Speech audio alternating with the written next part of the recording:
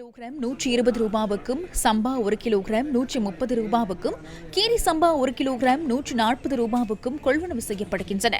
வடக்கு மற்றும் கிழக்கு மாகாணங்களில் தற்போது நெல் அறுவடை பெருமளவில் ஆரம்பிக்கப்பட்டுள்ளதால் அந்த பகுதிகளைச் சேர்ந்த 143 களஞ்சிய சாலைகள் ஊடாக நெற்கொள்வனவு செய்யும் நடவடிக்கைகள் முன்னெடுக்கப்படுவதாக நெற்சந்தைப்படுத்தல் சபை தெரிவித்துள்ளது.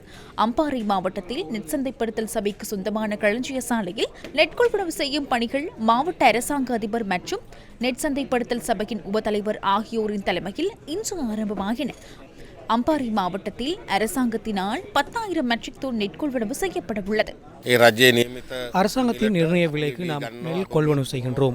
விவசாயிகளுக்கு மிகவும் தரமான சிறந்த நிலையில் உள்ள நெல்லை கொண்டு வருகின்றனர். நெற்களஞ்சியல் சாலைகளின் கொள்ளளவு காணப்படுகிறது. தற்போதைய மால் 14,000 மெட்ரிக் டன் வரை களஞ்சியப்படுத்த முடியும்.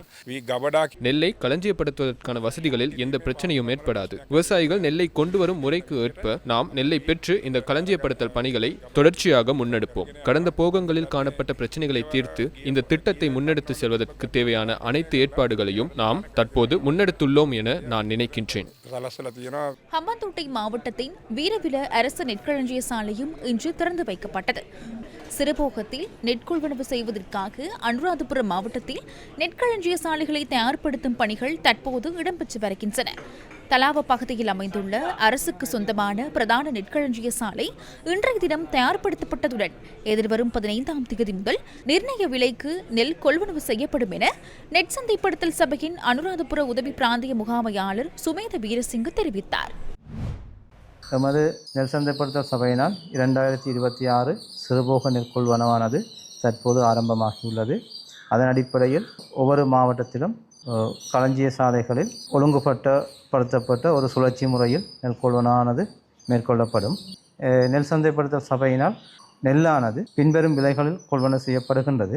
நாடு வெள்ளை சிகப்பு வகைகள் 120 ரூபாய்க்கும், அதேபோன்று சம்பா வெள்ளை சிகப்பு வகைகள் 130 ரூபாய்க்கும், கீரி சம்பா 140 ரூபாய்க்கும் கொள்வனவு செய்யப்படுகின்றது. இங்கே ஒரு விவசாயிடமிருந்து 2,500 கிலோ நெல்லானது கொள்வனவு செய்யப்படும்.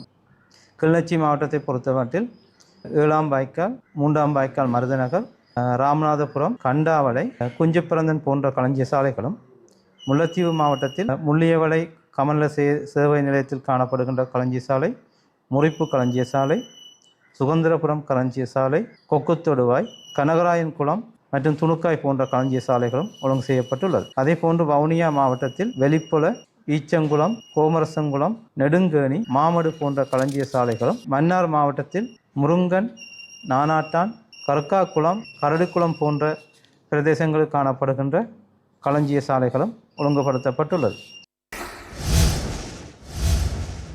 விவசாயிகளின் பிரச்சினைகள் தொடர்பில் அண்மை காலங்களாக முன்னெடுக்கப்பட்ட சில போராட்டங்களில் எதிர்க்கட்சி உறுப்பினர்கள் பலரும் தலையிட்டதாக பிரதேச அமைச்சர் டி.பி. சரத் புலனர்வையில் இன்று தெரிவித்தார். தற்போது நெல் விலையை கோரி, இல்லாவிடின் நீரை கோரி போராடுவது விவசாயிகளின் போராட்டமாகும். அல்லது உரம் அல்லது விவசாய உபகரணங்களின் விலையை குறைப்பது போன்றவை. அரசாங்கம் வீட்டுக்கு போக வேண்டும் என கூறியே இன்றைய போராட்டம் முன்னெடுக்கப்பட்டது. விவசாயிகள் அவர்களின் உரிமைகளை தொடர்பில் போராட வேண்டும். அவற்றை பெற்றுக் கொடுக்க நாம் தயாராக இருக்கின்றோம். இந்த போராட்டங்கள் இந்த நாட்டை ஆட்சி செய்ய விரும்பும் அந்த குண்டர்களாலும், இந்த நாட்டை ஆள விரும்பும் அந்த போதைக்கு அடிமையானவர்களாலும், போதைக்கு அடிமையானவர்களின் பாதாள உலக குழுவினராலும் உருவாக்கப்படுகின்றன. அத்தகைய ஒரு அரசாங்கம் ஒன்றுதான் தேவையாக இருக்கின்றது. அத்தகைய தலைவர்களை தேவைப்படுகின்றனர். அந்த அரசியல் முன்னணிகள் என்பன தோற்கடிக்கப்பட்ட அரசியல் கட்சிகளாகும். அவர்கள் அந்த கட்சிக்குள் இருக்கின்றனர். அவர்கள் அந்த அரசியல் கட்சியை ஆட்சிக்கு கொண்டு வர விரும்புகின்றனர். அந்த கட்சியை ஆட்சிக்கு கொண்டு வருவதற்காக கருத்துக்களை உருவாக்கும் ஊடக நிறுவனங்கள் இருக்கின்றன. இந்த நாட்டு மக்கள் அவர்களை புரிந்து கொள்ள வேண்டும்.